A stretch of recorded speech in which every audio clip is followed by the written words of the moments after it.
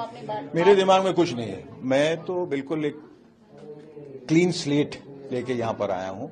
और जब आप पूरी तरह से आत्मसमर्पण करते हैं, टोटल सरेंडर, फिर सवाल उस पर नहीं लगाते। आप मुझे क्या देंगे, मैं ये कर सकता हूँ या नहीं, मैं ये करूंगा या नहीं। फिर आप पूर्ण विश्वास के साथ और आत्मविश्वास के साथ और पूरी श्रद्धा के साथ और पूरी भक्ति के साथ वो काम करें।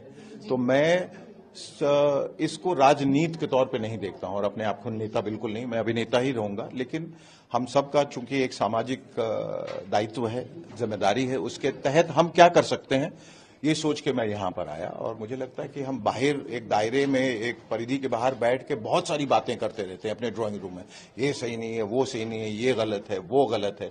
हमें व्यवस्था में शामिल होने की जरूरत है, अंदर से उसे देखने की और परखने की जरूरत है।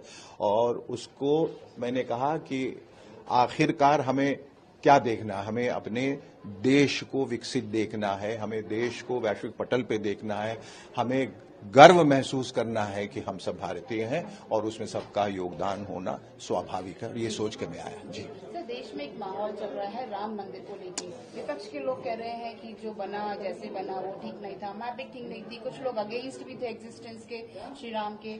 आप क्या बोलना चाहेंगे अपने भारतीय जनता पार्टी के? मैं ये बोलना चाहूंगा कि आप राम के खिलाफ क्यों जा रहे हैं, आप उस सेंटिमेंट के खिलाफ क्यों जा रहे हैं।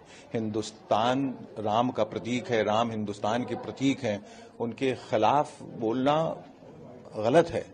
और ये सब हो रहा है उनके आदेश से हो रहा है। हमें फख्र महसूस करना चाहिए कि हम उस देश में हैं जहां राम बसते हैं, जहां राम पैदा हुए। हम उस देश में हैं जहां बुद्ध पैदा हुए, गुरु गोविंद सिंह पैदा हुए, गुरु नानक पैदा हुए।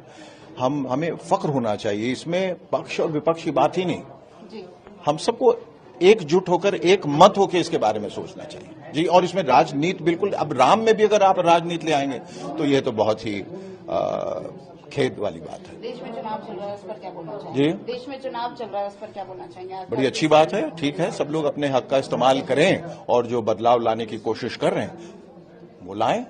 और हिंदुस्तान जिंदाबाद।